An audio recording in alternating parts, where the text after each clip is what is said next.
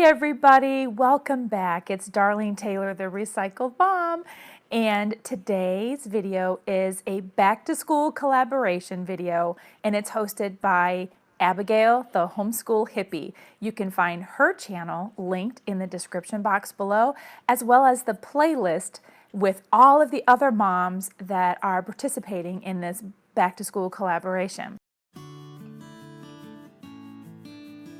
I have 3 children, and their ages are 19, almost 16, and 13. My oldest just graduated this past June of 2019, and she will be doing college online, and she has a job, so she'll be doing that for the next foreseeable future, for the next year. Then my son is in, oh my goodness, 11th grade, and my youngest is in 8th grade.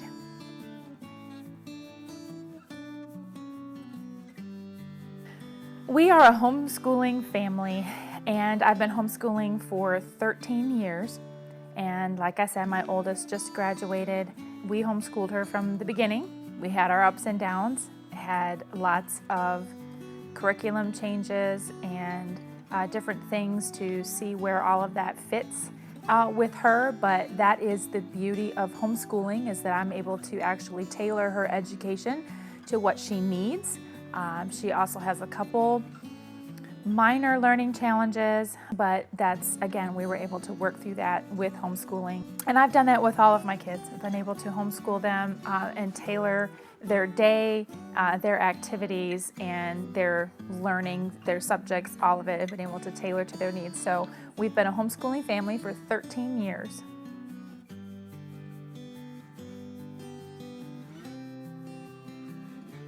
I have always said that I would take homeschooling 1 year at a time. I never thought that I would do anything else but homeschool. My husband and I felt that this is what we were called to do. We felt it was our responsibility for the education of our children. We've never wavered on that. However, I have on certain days longingly looked at the school bus as it drove by and wishing that my kids could go on that school bus for the day. But I know that that's just my frustration talking most of the time, because it's on days that I'm really tired, or on days when the kids just were not being cooperative. What? That happens in homeschool?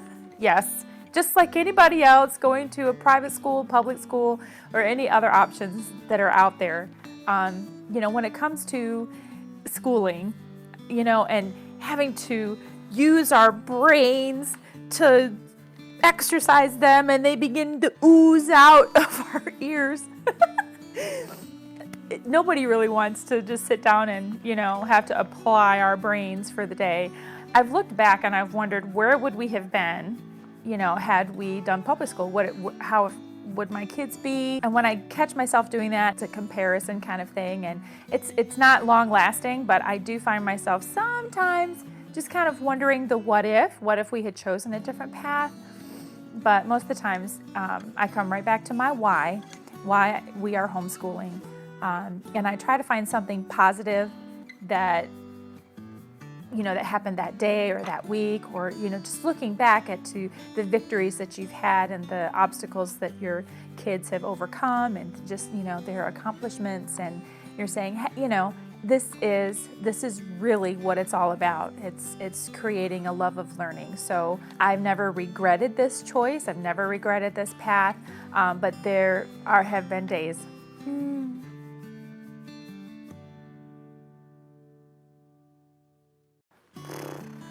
What am I looking forward to? My first response, my honest response to this is like, I'm not looking forward to anything this year. This is just me being totally honest. Let me share this. When I was sitting at a homeschool moms retreat a few years ago, and I was sitting at a table with all of these other homeschool moms who were just loving and gushing about how much they loved homeschool and being at home with their kids, and how they were going to miss it when all the kids were out of the house. And I was just like, because that is kind of a foreign concept to me. I never imagined myself being a stay-at-home mom. I never imagined myself being a homeschool mom, and yet I wouldn't have it any other way. I know that sounds kind of crazy, but it's not something that I longed for or wished for, but it is something that I am dedicated to and committed to because I know that this is what God wants us to do.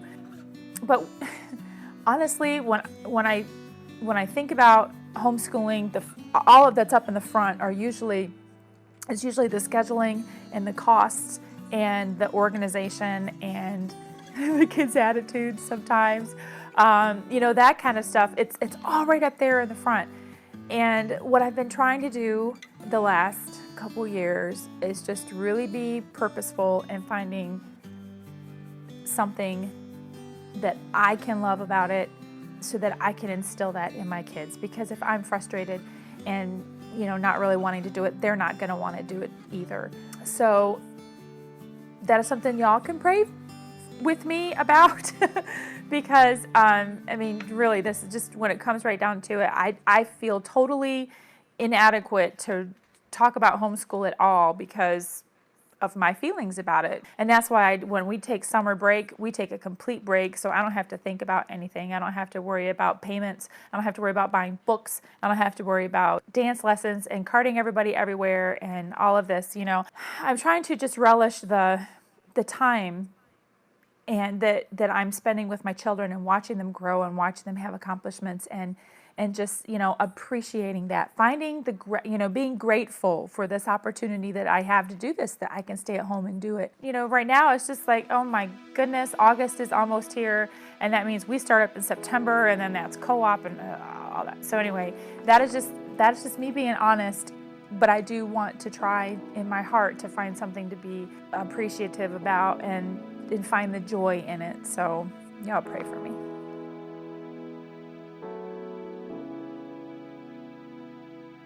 What are my children looking forward to? Well, actually, this year, I think the kids will be looking forward to driver's ed because my oldest and my son are both going to be doing driver's ed. So they're going to be excited about that. And yes, here in Virginia, I can be the driver's ed instructor for my children. And I am very appreciative of that because it does save a lot of money. Yay! And then my youngest is in dance and she'll be looking forward to dance classes, but that doesn't have anything to do with homeschool. They might be looking forward to co-op. We have a co-op that meets on Thursdays every week. So they might be looking forward to that because they do have some friends there and they do have a good time. But if you were to ask them the same question, like, hey, what are you looking forward to this school year? They'll be like, meh.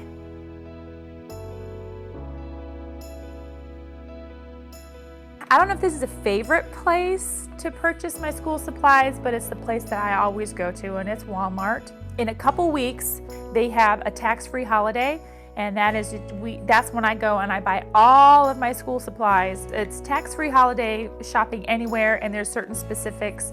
It's tax-free on, school items, and that would be clothing as well, computers, your books and your pens and papers and all that kind of stuff. But there's certain regulations, but the tax-free holiday, I take advantage of not having to pay tax on those items. So I will go out and I will buy them all at once, pretty much, in a bulk shopping trip.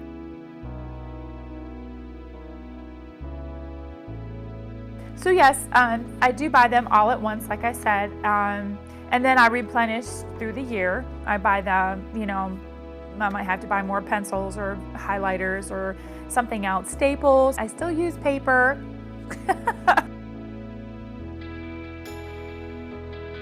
I am a thrifty shopper.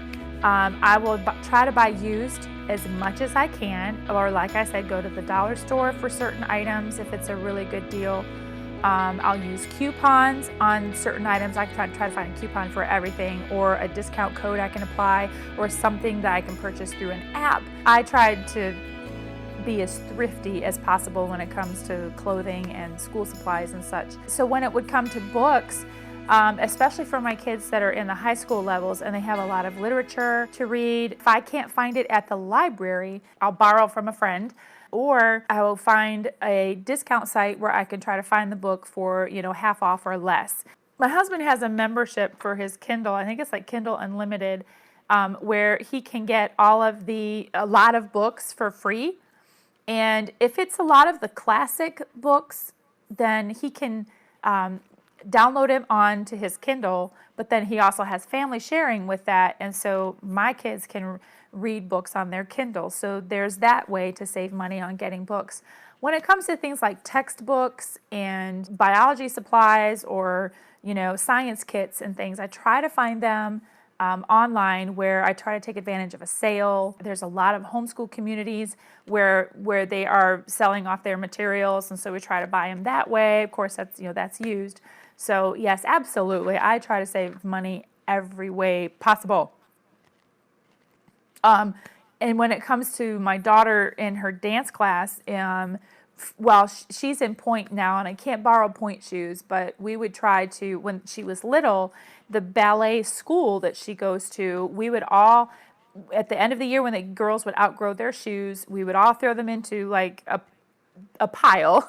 We would all put them in a recycling, a sharing program, and so the older girls would be able to share, hand down their shoes to some of the other girls. And so that's just kind of how it worked. If you needed a pair of ballet slippers and they were still in fairly good condition, then you had that at your access. That's a really good thing that they do at the ballet school. And also with our American Heritage Girls troupe, we do the same thing with uniforms. We call it our uniform closet. And as girls are outgrowing their uniform pieces, if they're still in good condition, then we'll put them in the uniform closet, and then somebody else, as they're growing up, will be able to utilize the closet and get some uniform pieces. Because when it comes to buying uniforms, those things can cost a fortune. So if you can find someone in your community, or maybe start one yourself, and have an opportunity where everyone can just kind of put all of their pieces in and you can pool together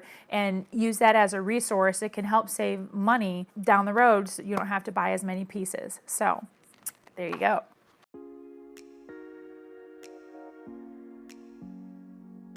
Ooh, school supplies that we can't live without. I don't know if I can limit this to just 3. Well, I'm going to tell you, first and foremost is computers for everyone. It's either a laptop or a desktop. We all have something. So my kids all have a desktop computer. My oldest has an iPad, but we do a lot of schooling, a lot of things that's online, especially with online academies. And now that my oldest is enrolled in college online, she has to submit work to her professors there. So yeah, computer of some sort. We also can't live without the headphones or some kind of earbuds, something that the kids can wear, because everybody has something different, a different teacher, or a presenter or something that they're listening to. And if I need to work with one, then I can work with that one in silence while the other ones are on their headphones and working in their class. So that helps cut down on the noise and the distractions for all of them, and for me as well. Library card, absolutely have to have library card. We utilize the library for all kinds of things, research and checking out books, the literature that I had mentioned before, research, all of that. And then even just going, to the library, that's another thing that we do, just to have a different place to study and learn rather than here at home. Friction pens are another thing that we discovered those last year, and friction pens are like the best. I do also have something else that is a family organizer, that calendar app right there that comes on your phone. And when I put in there, I have everybody color coordinated like this. So I've got my schedule for today, and then I have Elizabeth's work schedule on there because she's starting her job today. And so that's kind of where I'm keeping everybody in there. And then my husband also puts his things in there. And so we're all color coordinated. That is mainly more for my husband because, you know, he's gone all day long and he'll come home and we won't be here. Be like, where'd everybody go? Check the calendar. So let's see, any other school supplies that we can't do without? Oh, and a printer. Gotta have the printer as well. There's so many things that we print and do. And with that, it said that we are also paying for, oh goodness, I think it's HP Smart Ink or something, where we pay a small monthly fee, subscription is what it is, and our printer is hooked up online, and HP can sense when we are running low on ink based on our usage, and they will send us more ink. And then there's also a return envelope in there, and then we put the empty cartridges in there, and when that is full, then we send that back. So it's an automatic recycling program as well, and we get ink. We don't have to go to the store and be like, oh no, I run out of ink, and because that has happened last year, and I hate buying ink, for crying out loud. My goodness, you might as well buy a new printer. But with this, it's not actually, I mean, I don't know if, I haven't really figured out if it's a waste of money or not yet, but you pay your monthly fee, your monthly subscription based on your usage. If you're a light user, you know, you don't print out maybe 50, 100 pages a month. Or if you're a heavy user, you know, the fee is based on on your usage. So I think it's great. You might want to check into that as well. So.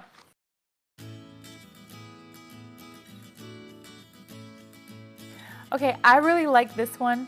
And it comes from the movie The Help. You is kind, you is smart, you is important. I love that part.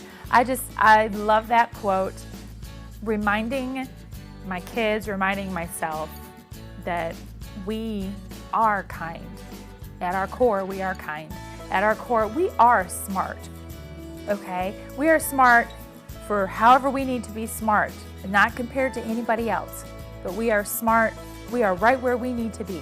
And we are smart. We have good ideas. And we are important. We are necessary. We all play an important role in this family. We don't say it. It's not a mantra that we say every day, but I do try to instill that in them, that they are smart and they are kind. They really are. They just choose to be mean. And they just, you know, siblings, you know, being at home every day, you know, and you know what? It happens out in other areas too. It happens in schools and it happens in other families that, you know, you spend so much time together, you tend to just grate each other's nerves from time to time. So it happens. But at our core, we really are kind and we are smart and we are important.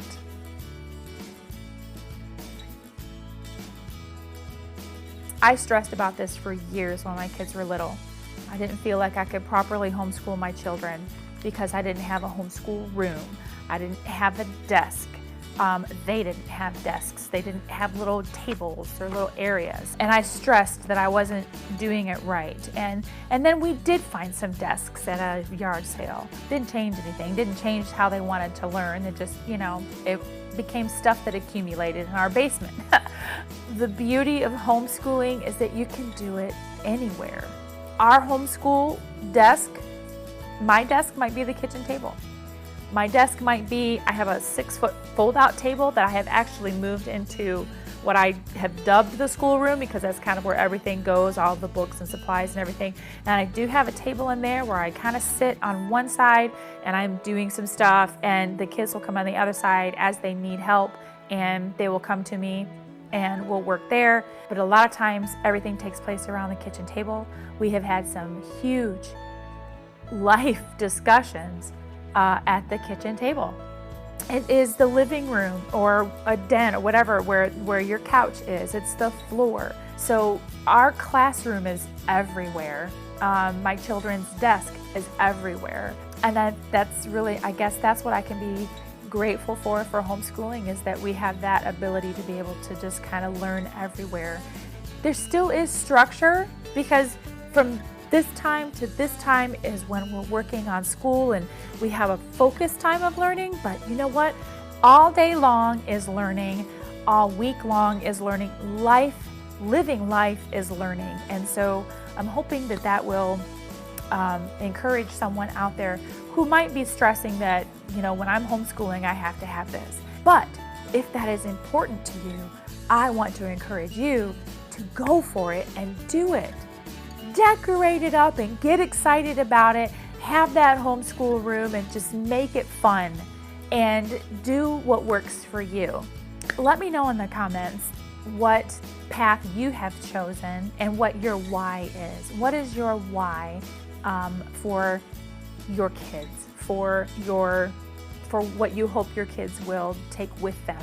So drop that in the comments, and also leave a like and subscribe to my channel if you haven't, because I'd love to have you as part of the Recycled Mom family. Again, I'm Darlene, and check the playlist link and visit Abigail the Homeschool Hippie and let her know how much you enjoyed this, and if you want to take part, you are more than welcome to. I'll catch you in the next video. Bye! Take two. That was stupid.